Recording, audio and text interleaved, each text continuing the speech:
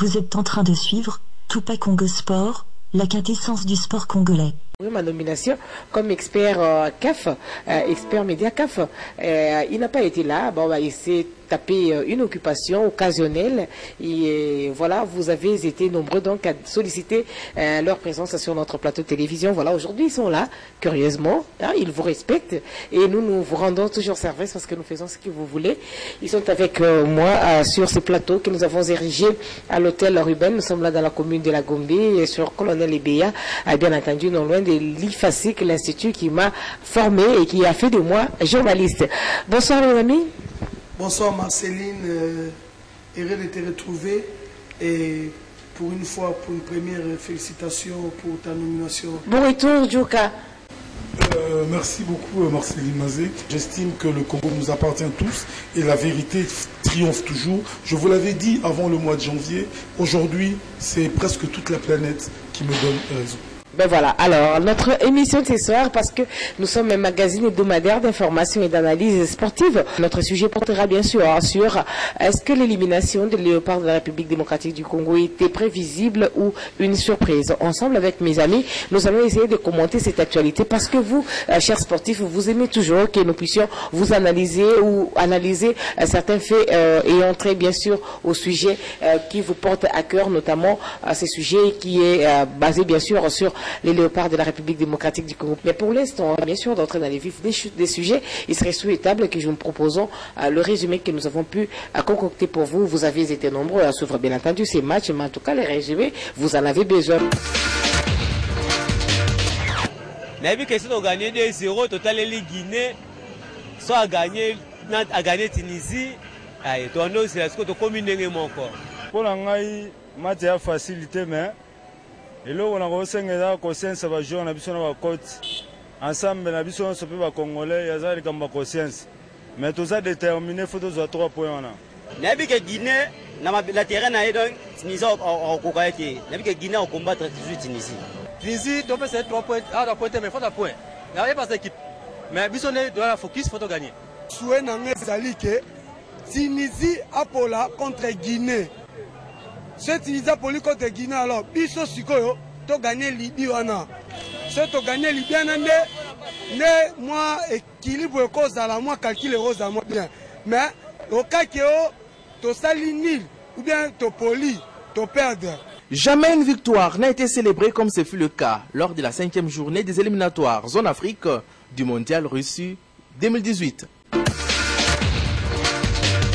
Nous commençons d'abord par parler de ces matchs que nous avons livrés contre la Libye. Est-ce que nous méritons ces scores de 2-1 face à une équipe libyenne qui apparemment n'avait pas assez d'arguments face aux léopards de la RD Congo? On est revenu dans les calculs, oui. Alors qu'avant on disait qu'avec Florent Ibenge on avait quitté le calcul, mais là on est revenu. Et bon, c'est vrai, on a gagné. Qu'est-ce qu'on peut demander de mieux à une équipe que de remporter les 3 points? On a vu qu'il y avait beaucoup de failles dans des secteurs comme les milieux de terrain qui n'ont pas tourné avec l'association de Lema et des Chancel Mbemba et Kebano qui n'a pas bien fonctionné. On a vu dans ces matchs-là qu'on a sauté les lignes à tout moment, qu'on sautait les lignes. Et puis il y avait beaucoup de ratés, je ne sais pas, erreur de concentration ou plus de frustration. Parce que dites-vous bien qu'à un moment donné, les joueurs se disaient oui, mais il faut marquer des billes. Mais dans l'autre temps, ils jouaient sous tension, sous pression par rapport au résultat de la Tunisie contre la Guinée. Et on a vu même des joueurs de la trempe de Bakambu rater des occasions immanquables. Bah oui, quand on parle d'immanquables par rapport à Bakambu, mais il faut penser aussi à ce que Boligui nous a fait. Quelle frayeur, heureusement. Que notre victoire n'a pas d'impact, heureusement. Boligui rate, c'est ce que Youssef Sakni marque pour le 4e but de la Tunisie. Revoyez ce match de la Tunisie. C'est la même action, les mêmes croisés. Et Sakmi met le ballon plein le carnet et Boligui rate. Donc voilà, on a eu beaucoup de ratés. Depuis la première mi-temps, on aurait dû faire la différence. Exact. Je pense qu'il y a beaucoup d'enseignements dans ces matchs-là. Voilà, je pense que c'était ça un peu l'enseignement. La défense, par contre, on n'a pas vu les latéraux mieux occuper le couloir. Et pourtant, l'entraîneur lui-même était confiant, était sûr de ses propos parce qu'il a dit que les Libyens, ils les connaissent d'ailleurs bien tous, que les Libyens sont rapides et qui est la meilleure façon de les contrer, c'était d'utiliser les couloirs et Issama qui devrait les faire et Ngonda, malheureusement. Ngonda qui était un peu bien dans la besogne pour contrer, pour défendre, mais qui n'a pas été bon dans le rôle d'un latéral moderne, c'est-à-dire contrer, occuper le couloir, servir, amener de l'eau au moulin de l'attaque congolaise. Et c'est ça aussi qui a bien en difficulté nos ailiers, notamment Botaka et Moubele. On a du mal à croire effectivement que c'est la réalité du Kakabengele, mais en fait, à voir un peu les choses, on se pose la question primordiale, c'est celle de savoir quel est le discours que l'entraîneur a tenu auprès de ces joueurs, à voir la prestation qu'ils ont offert au public sportif. Aujourd'hui, le football que nous avons vu, par exemple le Mali déployer, le Nigeria, c'est ce qu'on appelle le football. Un football champagne. Parce qu'on a les atouts. Mais comment voulez-vous, vous, du matin au soir, vous changez de joueur comme Aleba Mabidi qui vient de nulle part, il apparaît dans une équipe qui déjà doit être une équipe. C'est là où je parle. Vraiment, vraiment. Après 4 journées. C'est là où je parle d'un sport collectif et d'un sport individuel. En fait, pour l'entraîneur, c'est une vitrine. Je ne sais pas si c'est pour tester ses propres pions ou bien si c'est pour se tester lui-même. Parce qu'aujourd'hui, qu'est-ce qu'il y a eu de collectif au niveau du jeu? Tout à l'heure, mon frère et ami Aylon Bar dit que les couloirs n'ont pas été exploités. Aujourd'hui, depuis un temps, remarquez comment Issama Mpeko évolue. Issama Mpeko est l'ombre de lui-même depuis un certain temps. On ne se rend peut-être pas compte. Issama Mpeko est un autre quand il joue à Mazembe. Quand il arrive au niveau de l'équipe nationale, il est moindre. Glody Ngonda n'a pas de temps de jeu parce qu'actuellement il n'y a pas de championnat. Glody Ngonda n'arrive pas à porter ce que nous voulons. Exactement. Donc, et pourtant, parmi les meilleurs quand même, hein, parmi les meilleurs de la saison passée. Occuper les couloirs et faire des centres. On a besoin de ce surnombre que Glody Ngonda n'emmène pas. Au milieu de terrain, il y a Chancel Mbemba qui est défensif. Lema Mabido ne connaît ni la forme, on ne sait même pas s'il joue, on ne sait même pas d'où il vient actuellement. C'est vrai qu'on parle de Raja Casablanca, mais quels sont ses stats? Aujourd'hui, Niskens Kebano revient. Il n'a jamais joué avec Mabidi. Il a peut-être joué une ou deux fois avec Chancel. Le classement est toujours bouleversé. Mais quand même la combinaison Tisserand et puis les nouveaux là, comment il s'appelle Moké. Ah ben ça a marché, hein, mais rien. Ça a marché. C'est la seule satisfaction. Pourquoi? Parce que Wilfried Moké est bon. Il nous a prouvé qu'il a de la qualité, il a du talent et il est efficace. Et nous remarquerons par exemple d'où vient Jordan Botaka. Jordan Botaka qui joue en Belgique, qui n'est même pas titulaire dans son club. Comment voulez-vous, du jour au lendemain, à un moment, vous le laissez partir parce qu'il n'était pas convaincant, et tout d'un coup, comme par miracle, il revient. Il y a encore un autre cas. Il y a le cas Mobele. Mobele, depuis que nous avons quitté la Coupe d'Afrique, Mobele n'est plus à la hauteur. Quand il est à l'équipe nationale, mais quand il est à Rennes... Que quand il joue à Rennes. Quand il revient ici, c'est comme s'il vient s'entraîner pour courir. Il ne fait que courir. En fait, il garde sa forme. Est-ce que ce n'est pas la mission qu'on lui donne? Est-ce qu'il n'est pas frustré quelque part? Pourquoi cette attitude-là? Je ne comprends pas. Bon, au fait, c'est vrai qu'il n'y a... Comment on peut justifier ça? Il est en forme doré, mais puis... Il n'y a jamais de mauvais troupes, il n'y a qu'un mauvais chef. Au fait, tout est psychologique. Le coach devait comprendre que depuis un temps, peut-être, bon, Mobele ne donne pas très bien, c'est pas grave.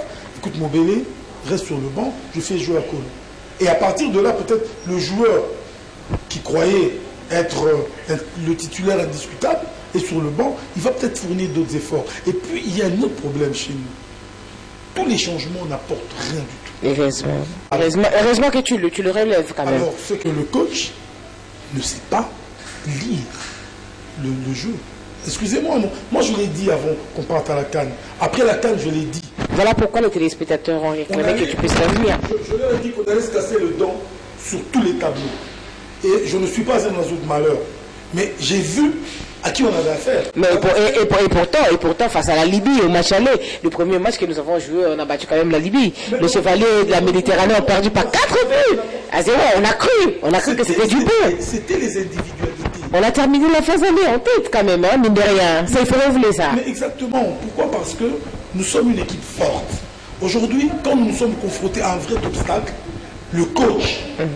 Parce qu'au fait, nous avons perdu, nous avons été éliminés quand? Au premier match contre la Tunisie. C'est là où on a été éliminés. Parce que le coach a encore fait des siennes, comme il a l'habitude de le faire. Il se réveille un matin, il met un beau punga, il met n'importe qui. C'est comme d'habitude. En fait, il n'a pas un classement cohérent.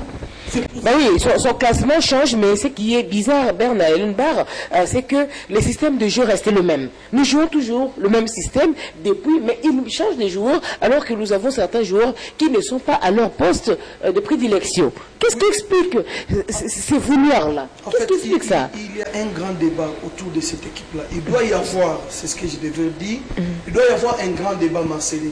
Parce que, attendez, aujourd'hui, dans toutes les sélections du monde, il y a une composition, il y a un effectif donné.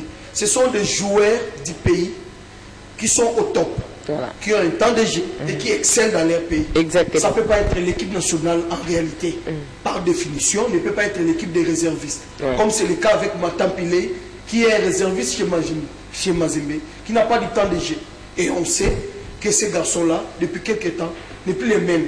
Parce que mais on tient compte ne peut pas nous sortir des grands gars. Mais il semble qu'on tient compte quand même de son expérience. Il est expérimenté, il est resté longtemps. Les Koudimba n'ont pas d'expérience, les autres également.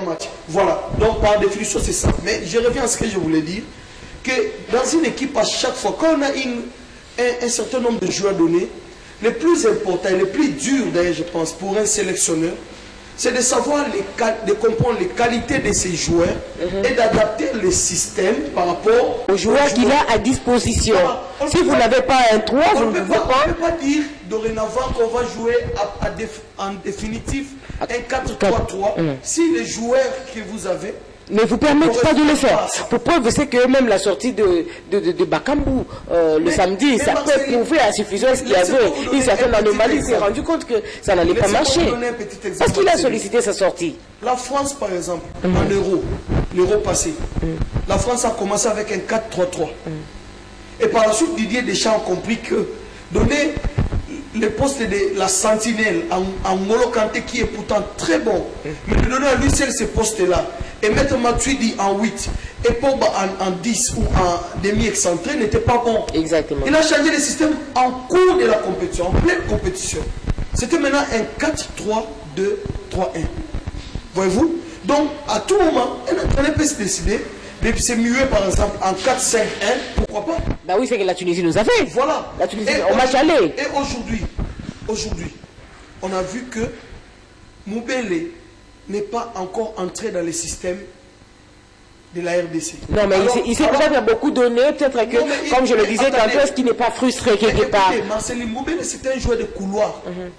On a un milieu de terrain qui ne fonctionne pas. On n'est pas très bon dans l'animation, dans la production du jeu. On n'est pas très fort. On n'a pas un véritable numéro 8 en dehors de Jacques Magoma. Exactement. Et qui n'est pas très affecté. De temps en temps, il y a même... Parce qu'il n'a pas de concurrents non plus. Bah oui, pas de concurrents, et puis c'est très difficile. On ne joue pas, on saute les lignes. Regardez ces matchs-là. Vous allez voir qu'à tout moment, on saute les lignes. Et la plupart d'entre nous le savent. Mais est-ce que Bopé a manqué réellement cette équipe de la RD Congo? Bopé. C'est plus Magoma qui a manqué. Un garçon qui veut faire du box-to-box. Bopé, c'est un défenseur. Il est trop défensif. C'est un milieu récupérateur. Aujourd'hui, comme Chancel Mbemba, comme Lema Mabidi. Mais le problème, on a besoin d'un numéro 8, un créateur de jeu. Parce que c'est vrai que le dépositaire peut être le numéro 10, comme nous avons notre demi-dieu, comme j'ai l'habitude de l'appeler, Kebano peut être dépositaire du jeu. Mais il faut un fournisseur. Il faut quelqu'un qui passe entre les lignes. Exactement. Tout à l'heure, comme vient de le dire Elon Bar, on a un autre problème. C'est l'occupation des couloirs. Voilà. Ah, ça nous a fait défaut. Hein. Aujourd'hui, quand nous n'avons pas de latéraux capables de créer un surnombre et d'occuper les couloirs, automatiquement nos ailiers sont essoufflés. Je crois que vous avez vu le match. Exactement. On n'a pas eu l'emprise sur Alors pas du tout. Et pourtant, à voir tellement ce qui s'est passé sur le terrain, on peut se rendre compte effectivement que la Libye était une équipe prénable et que normalement, les scores de 2-1 ne reflètent pas en fait la réalité. La Tunisie au match aller. La réalité technique. Au match aller, on a perdu 2 ans. Le problème, la faute était au coach. Parce qu'il a fait un mauvais classement. Ah, donc tu partages la même idée que le ministre des Sports? Et bien sûr, le ministre a totalement raison. Ce ne sont pas les fétiches qui ont fait en sorte que nous puissions être écartés? Il semble qu'on nous a volé 2 buts. Non, d'abord, je salue son excellence, mais il a raison. Parce qu'au match aller, si le coach avait fait un classement raisonnable, objectif, par rapport à l'adversaire, on n'allait pas perdre ce match. Ce classement, il arrive ici, il fait un bon classement. Au départ, oui, parce que les téléspectateurs ou les sportifs ont demandé. Exactement. Il a eu peur de la foudre qui pouvait s'abattre sur lui dans le stade des Martyrs. Plus de 100 000 personnes en rogne et en rage. Mais puisqu'on dit chasser le naturel, il revient au galop. Et quand il a eu la possibilité... Le résultat a suivi. Ouais. Mais comment voulez-vous un technicien de haut niveau, un high level, comme on les appelle, comme Ibéré, qui mène par 2-0, commettre la bêtise à 15 minutes de la fin, 5 minutes, 2 buts. C'est quand même invraisemblable. Franchement. Déjà, il avait compris que... Ça, en tout cas, il doit être d'accord avec nous. Il avait compris que l'équipe avait flanché, Magoma avait trop donné, Kakuta avait trop donné. Il fallait maintenant changer de système, comme vient de le dire frère Aïlomba, passer en 4-4-2. Mais pendant que nous sommes en train de discuter, en fait, je crois que Mathieu Ngadipo et Papa Georges sont en train de s'organiser pour nous balancer quelques petites images des prestations antérieures des Léopards derrière des Congo. On y va. Pourquoi passer en 4-4-2? Parce que déjà, il y avait les ailiers Mobélé qui était absent, il était mort, Kakuta était mort. Et parce que moi aussi, je pensais à un changement de Mobélé, à un certain moment. Donc, Kakuta était mort, il fallait maintenant, Akolo est entré, il a la vitesse, il a la vivacité, il a la vista, on a Bakagol. Pourquoi pas les mettre au milieu et changer peut-être un défenseur pour faire entrer le fameux Padou Boponga qui traîne partout. Pourquoi ne pas lui donner une occasion pour une fois de nous montrer que ça doit faire la deuxième fois qu'on sollicite en fait sa présence et lui il refuse de lui mettre. C'est quand même bizarre, non? C'est là où il le met. C'est curieux ça. On a besoin de stopper l'hémorragie, de muscler le milieu de terrain, de jouer physique et de relancer parce qu'il y avait beaucoup. On a 2 flèches, Bakambo et Akolo. Alors, stoppons l'hémorragie. Et qu'est-ce qui allait se passer? Les Tunisiens allaient se découvrir. Et c'est là où nos 2 flèches allaient s'engouffrer dans les brèches et créer des malheurs. Mais comment un entraîneur de ce niveau n'arrive pas à faire la lecture du match comme nous, les soi-disant musiciens, comme ils ont l'habitude de nous appeler? Exactement, les profanes en fait. Que eux. Bon bah lui dit que nous sommes des profanes parce qu'en fait lui il a un diplôme quand même de toutes les façons. Hein. Qu'on se le dise, lui il a un diplôme IFA et puis comment on appelle ça encore? IFA quelque chose comme ça. Donc il a la qualité et il peut se permettre. Mais en tout cas voir certaines choses, on s'est dit bon bah on peut être aussi là. À l'examen d'État il y a des enfants qui ont 50%, hein, qui festoient. Hein. Oui, mais Marcelin, on est diplômé. Je pense qu'il n'y a rien de sorcier dans le football. Ouais. Il n'y a rien de sorcier. J'apprécie, j'ai vraiment eu le temps de suivre les matchs Tunisie, Guinée-Tunisie, bien entendu en rediffusion. Et mais, attendez, sans blague, Nabil Malou, ça c'est un coach. Ouais. N'oubliez pas, il y a quelque Alors, rappelle-moi encore ce qu'on a vu là. Quand il demande, il demande à son joueur. Ils sont menés à la 33e minute. Il y a cette pépite africaine, Nabi Keita, qui sera probablement le joueur le plus cher, l'Africain le plus cher. Que le marketing suive. Voilà, qu'il a de l'histoire. Il est déjà. Qui a mis un but. Et les Tunisiens obtiennent un coup franc aux abords de la surface de la réparation. Nous jouons la 45e minute. C'est alors que Nabil Maloul appelle Youssef Sakdi. Il lui dit, je veux que tu mettes les ballons dans les cadres. Et on voit à travers les gestes. Il fait des gestes. Il communique en fait.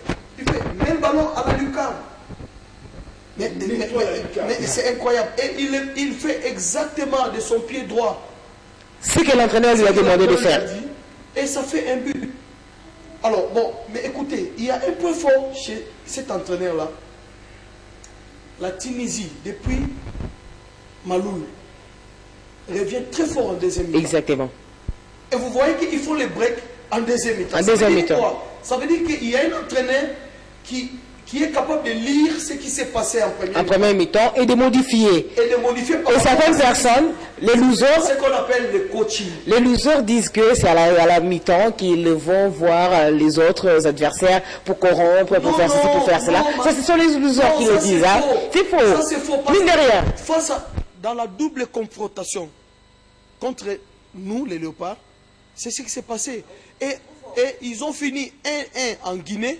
Et en deuxième mi-temps, ils mettent 3 billes.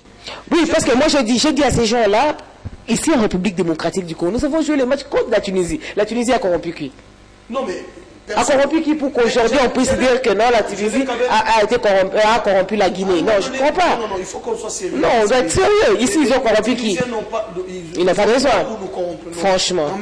Mais écoutez, quel qu'elle soit, malgré les difficultés, malgré les impayements par-ci par-là, quand même. Il s'est passé des choses, on a bousculé les choses. Je pense qu'eux avaient plus envie d'aller à la Coupe du Monde que nous. Voilà. Parce que le football est une science. Regardez, la Tunisie ne marque que 3 billes. Avec Henri Kasperzak. Ce n'est pas un moindre entraîneur. Non, pas du tout. Il a un CV, Kasperzak.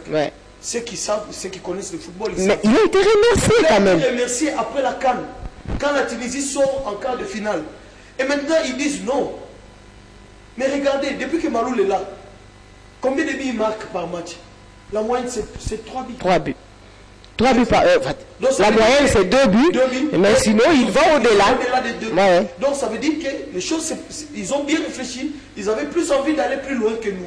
On n'avait pas d'ambition à comprendre même les discours tenus. On sait sentir effectivement que nous avons déjà été éliminés depuis la quatrième journée. D'ailleurs, pour cette raison-là que vous insistez en fait sur ces matchs-là, parce que le match de la Libye pour vous, ce n'était qu'une rencontre de formalité, donc ça n'a pas assez d'impact. En fait, la grande difficulté de la RD Congo, c'est d'avoir perdu en double confrontation contre la Tunisie. Un match nul pour nous, c'était une défaite. Et ajouter à cela la vraie défaite, celle que nous avons pu prendre en Tunisie et précisément à Tunis.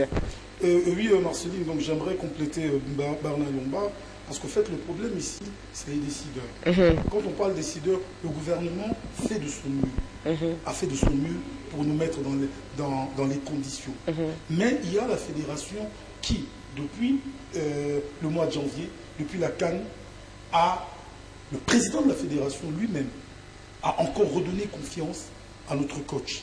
Aujourd'hui, à la CAN, tout le monde, on est tous restés sur notre soif. On a compris... Ça, ce sont les sportifs congolais, mais l'entendement de ceux qui sont à l'extérieur, ils disent que Florent Ibenge pouvait aller très loin avec l'équipe. Il était un bon coach, il avait des ambitions. On est resté sur notre soif parce qu'il y a eu des fautes techniques. Pas des erreurs, mais des fautes techniques commises par un technicien de haut niveau, entre guillemets. Mais aujourd'hui, qu'est-ce qui se passe? Tout à l'heure, Kasperzak a été remercié.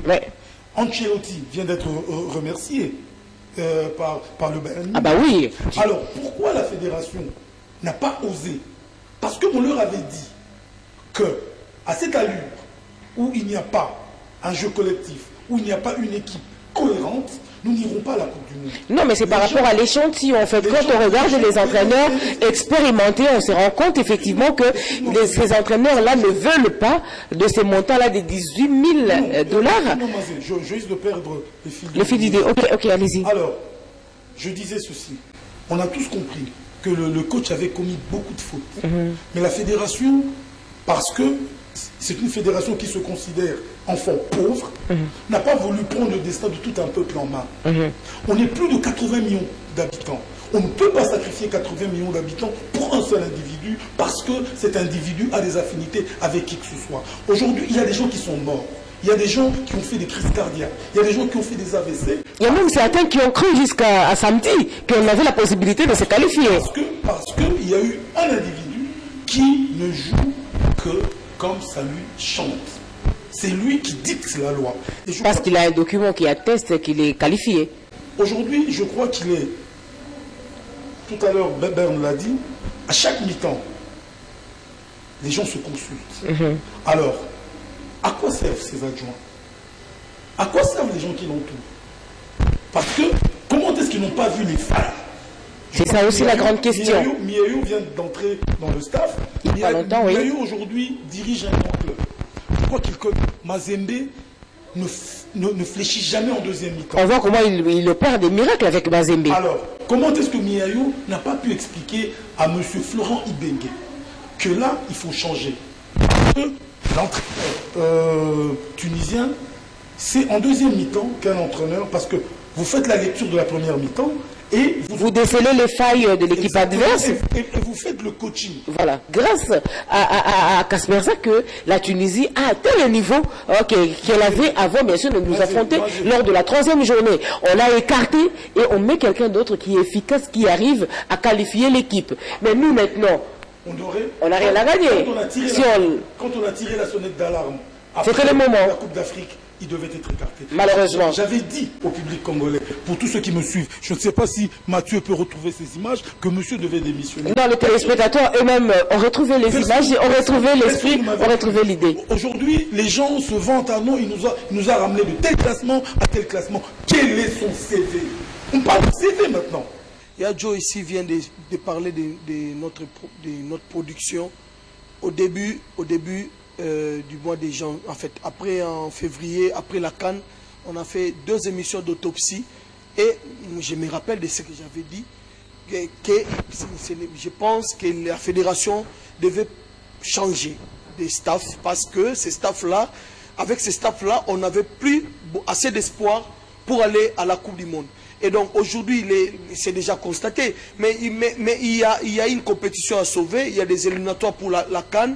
Je pense que... CAN 2019, parce qu'apparemment 2017, 2018, c'est calé pour nous. Mais alors il faut changer aussi. Parce qu'il faut un autre discours, il faut d'autres visages, il faut une autre motivation. Ah ben non, mais là on sera encore à l'étape embryonnaire si on prend un autre visage. Je pense qu'il faut changer parce que bon, on ne peut pas continuer aujourd'hui à prétexter qu'on n'a pas les moyens de prendre un entraîneur plus qualifié ou qui a une autre vision. Je ne dis pas que celui qui est là n'est pas qualifié, mais il faut une autre vision, Marceline.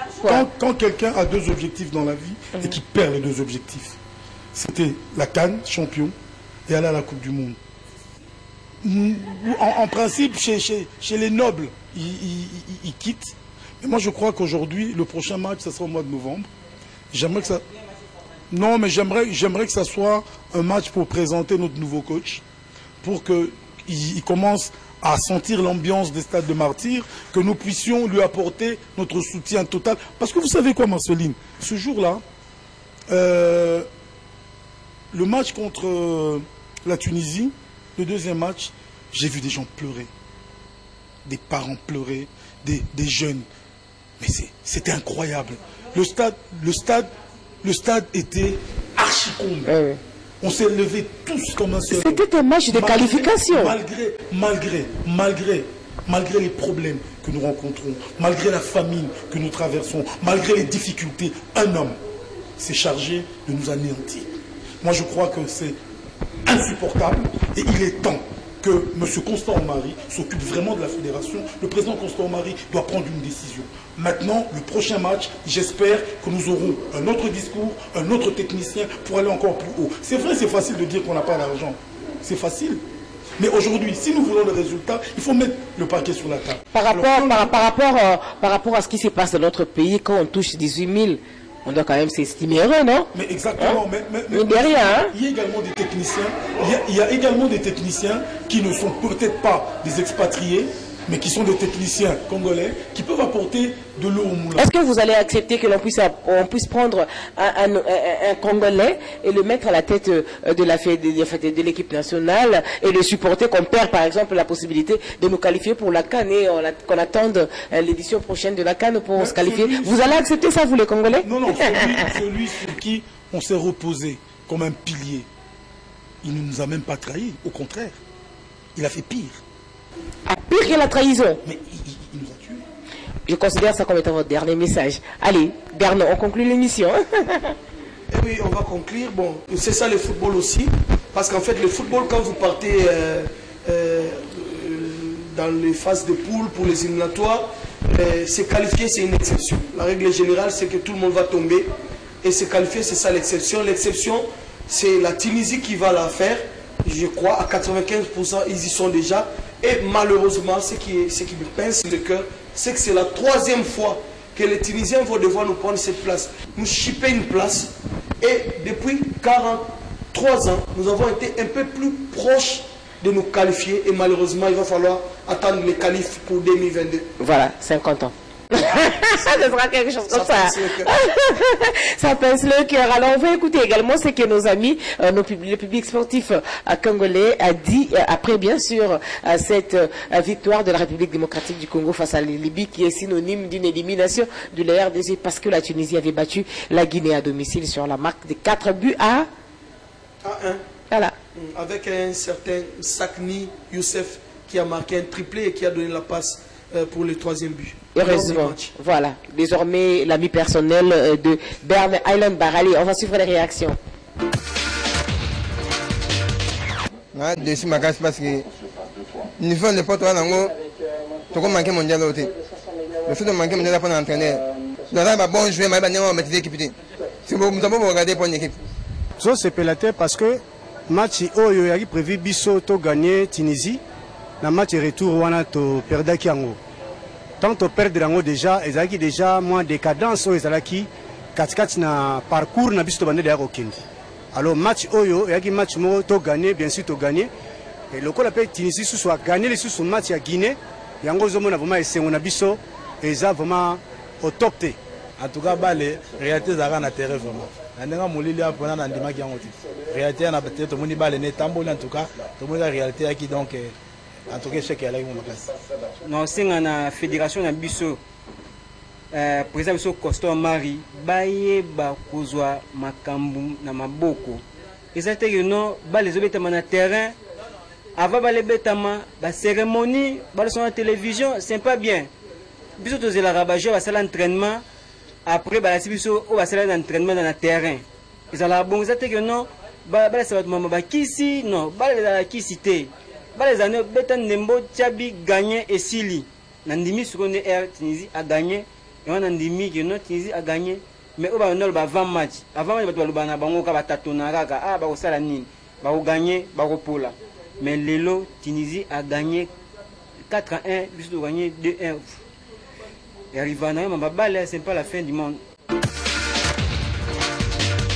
Ben voilà, après avoir bien entendu suivi les réactions de nos amis, je vous prive encore de la parole et je vais permettre encore à nos téléspectateurs de suivre parce que nous avons quand même pu réaliser ce reportage qui porte sur ces séminaires de formation de tir à l'arc. Les participants étaient beaucoup plus intéressés par notre discipline et qu'ils ont préféré de venir avec nous pour que nous puissions évoluer ensemble au sein de la fédération. Ceux qui ont pris part à ces séminaires, vous avez pu le constater, ce sont des inspecteurs de secondaire, de primaire, des étudiants finalistes à l'Université pédagogique nationale. Et si nous avons ciblé cette catégorie, je l'avais dit, c'est au motif que nous puissions avoir des formateurs qui, à leur tour, iront former et à leur tour, iront vulgariser la discipline au sein de leurs établissements. Cela dit que nous voudrions mettre un accent particulier sur la jeunesse et sur le genre. Nous étions contents de constater que parmi les participants, il y a eu des jeunes filles qui se sont très bien comportées et qui ont eu quelques points dans la pratique des tirs à l'arc. Il est vrai que depuis hier, pratiquement, il y a le président de MK. J'ai cité M. Max Moquet, que je respecte beaucoup, qui se plaint et s'évertue à dire que nous avons tenu une assemblée générale ordinaire, sélective, d'autant plus que lui, son club et les 19 autres n'ont pas participé à cette assemblée générale ordinaire. Il estime que ce n'est pas normal qu'on puisse organiser une assemblée sans qu'il ne soit là. Et pourtant, le président de MK était censé connaître que cette saison ne pouvait participer à l'Assemblée rien que le club qui avait participé au play-off. Et pour cela, il y a une circulaire de la fédération qui date de 5 août 2016 qui l'éclairait très bien par rapport à ça. Et aussi, ici, je voudrais vraiment déplorer les manques de probité de la part du président Max Mouquet, du fait que, par honnêteté intellectuelle, il a eu à échanger avec moi avant l'Assemblée. Je lui ai donné cette information-là. Il voulait se rassurer de cela. Il a été à la fédération. Il a été voir le président de la fédération avec qui il a longuement échangé par rapport à ça. Mais malheureusement, je constate qu'il s'évertue à méconnaître tout ça jusqu'à aller méconnaître la circulaire de notre organe fêtier qui organise le football dans notre pays. Ce n'est pas une bonne chose. Le football, il faut une bonne dose de loyauté dans ce que nous disons. Nous demandons au président Max Mouquet un minimum quand même de respect vis-à-vis des autres et de faire les choses en sorte que nous puissions aider notre football à aller de l'avant. Nous, on ne s'accroche pas. Nous, notre souci, c'est de démarrer les championnats qui enregistrent déjà un retard de plus ou moins 2 mois. C'est vrai, peut-être il ne veut pas de notre présence ou de notre comité. C'est son opinion que nous respectons beaucoup. Les élections, on va les organiser à tout moment. Nous nous étions déjà prononcés par rapport à ça, qu'on ne va plus renouveler notre candidature. Mais voyons l'intérêt général de notre football. Et au jour d'aujourd'hui, nous apprenons qu'il continue à faire les mêmes efforts pour agiter les autres clubs de manière à faire traîner les choses, de manière à faire pourrir la situation de notre championnat, ce qui n'est pas une bonne chose. On peut démissionner du championnat à tout moment, on est libre, mais c'est des gens qui sont dans le football, il y a quand même un temps, je crois qu'ils maîtrisent bien notre règlement, puisque partout où ils passent, ils évoquent notre RGS, qu'ils lisent ce que dit notre RGS par rapport à ça, par rapport à la démission. On ne démissionne pas comme on veut, on n'entre pas comme on veut, notre football est codé. Notre football est réglementé, qui se réfère au règlement ici, il se conforme à notre réglementation, ils en auront droit. Sinon, tout ce que nous pouvons leur demander, c'est de faire attention à tout ça, puisque ce type d'attitude, c'est des attitudes de nature à déranger l'organisation de notre football, c'est des attitudes de nature à amener les gens à frustrer les gens, à amener les gens à la révolte, ce qui n'est pas une bonne chose. Le football, c'est la loyauté. Le football, c'est le fair play. De la même manière que vous êtes...